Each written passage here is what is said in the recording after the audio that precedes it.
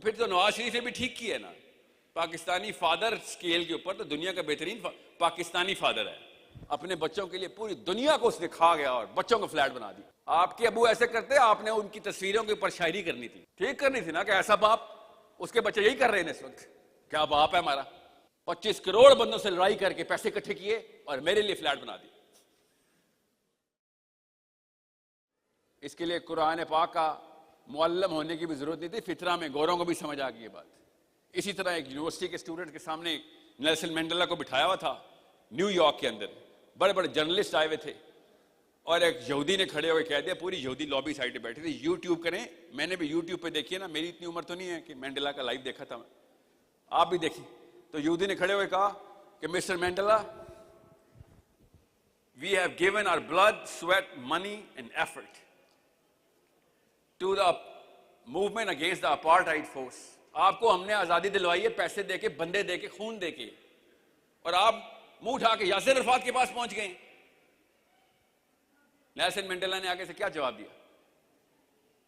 और बड़े स्टूडेंट तालियां बजा रहे, यहूदी सारे अमेरिकन, क्या बात दुरुस्त की यार, कि एहसान फरामोश, पैसे लेता है यहूदियों से और फलस्तीनियों की मदद करता है जाके। बात तो दुरुस्त थी, एथिकली करेक्ट बात है। नेल्सन मंडेला ने क्या जवाब दिया?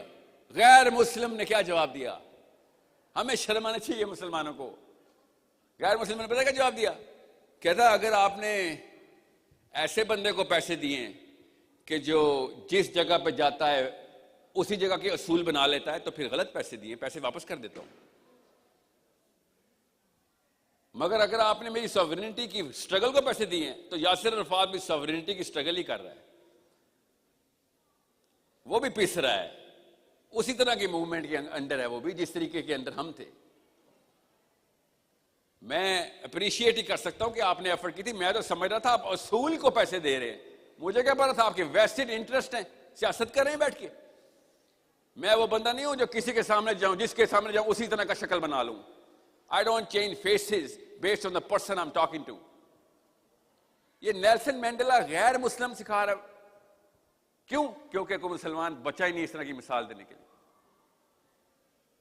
मेरी अम्मी और मेरे अब्बू पाकिस्तान में, पूरे पाकिस्तान 25 करोड़ अम्मी और अब्बू क्या जवाब सबक दे रहे कि बेटा जैसा देश वैसा भेष, जिधर जाओ पूरी इस तरह के हो जाया करो। ये सक्सेस है, वर्सेटिलिटी है, सीवी के ऊपर लिखा होता है वर्सेटिलिटी सर, ट्रांसफरेबल स्किल्स।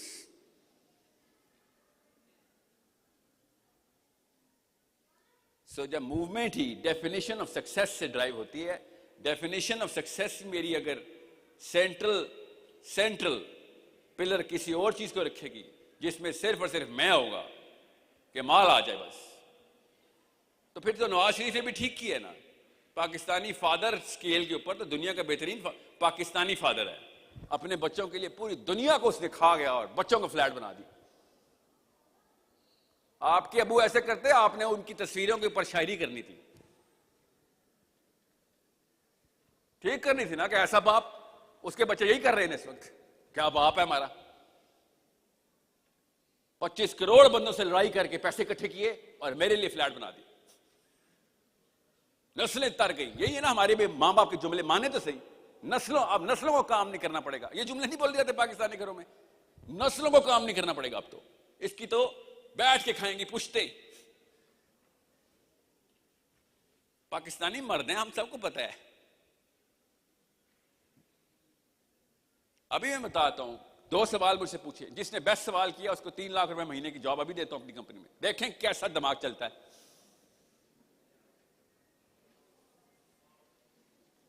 माने तो सही, हमारी डेफिनेशन, सेंट्रल डेफिनेशन के अंदर मसला डाल दिया। वी आर डिसफिगर्ड, बोलते हैं इसको, डिसफिगर्ड। सतून सेंट्रल का जायरस को फैला दिया किसी ने आगे। क्यों? बस पीछे से चली आ रही थी कथा, ऐसे पिसे थे हम विक्टोरिया की गुलामी में कि हमने कहा भाई इस वक्त जिसके पास जो रिसोर्सेज है ना वो कामयाब है। बस जिधर जाओ अब्दुल रहमान बिन औफ, उस्मान गनी। साहिल मियां कंफ्यूज कर रहे हो, उस्मान गनी के पास इतने पैसे थे रज़ी अल्लाह अन्हु के पास, अब्दुल रहमान बिन औफ बिलियनेयर थे, तुम कंफ्यूज कर रहे हो। आपके पास बिलियन ट्रिलियनर भी हों, मगर अगर आप चाह ही ये रहे ना तो फिर आप साहबी नहीं हैं। वो नहीं चाह रहे थे, वो अल्लाह रसूल ही चाह रहे थे। किसी को किसी भी शक में मत आना चाहिए कि रिसोर्सेज अल्लाह ताला ने इस निज़ाम में, इस्लाम में पैसा जो है वो टेस्ट के तौर पे दिया हुआ है, वो अचीवमेंट के तौर पे अल्लाह ताला पैसे नहीं देते। ये किताब का पहला सबक है हमारी। जिसके पास माल आ गया वो डरे, क्यों नहीं हमें बताया जाए। अबू ने ये जुमला नहीं बोला, अबू ने मेरे, कि बेटा माल आ जाए तो डर जाई, तेरे चांस कम हो गई हैं जन्नत में जाने के अब, अगर तेरे पास माल आ गया तो। ये क्यों नहीं जुमला बताया गया मुझे पता है? क्योंकि मेरे अब्बा जी के दोस्तों में ये जुमला नहीं बोला जा रहा था कि वो भी ये कह रहे थे कि वो तुम्हें पता कितने की जॉब हो गई उसकी। ये जुमला बस रोज 50 दफा इसका जिक्र होगा ना, जॉब जॉब जॉब जॉब की तस्बीह, तो ज़ाहिर है दिल में वही सराहियत करेगी।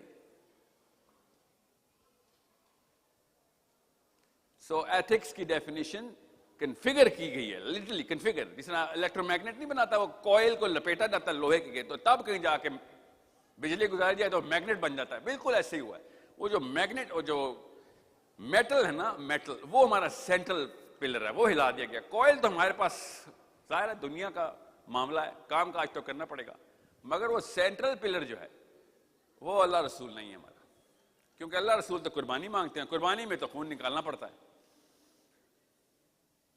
और जिस टाइम आपने ये सेंट्रल पिलर अल्लाह रसूल कर दिया, खुदा की कसम, गोरे काले, अफ्रीकन, इंग्लिश, ऑस्ट्रेलियन, सब ने आपकी कहानियां सुनानी है अपने बच्चों को। एथिक्स ये होती है। एथिक्स की डेफिनेशन लो, कोई 10 मिसालें दे दें, बस 25 करोड़ हैं हम, 10 मिसालें दे दें। कोई से 3 लीडरों के नाम बता दें, सियासी हो या नॉन सियासी, जिनको आप एथिक्स की बेस पे जानते हो। जिसको उठाओ, लेसर ईवल है सर, लेसर ईवल है, इनमें से तो बेहतर है। ये डेफिनेशन के ऊपर पाकिस्तान की लीडरशिप चुनी जा रही, कम चोर है सर।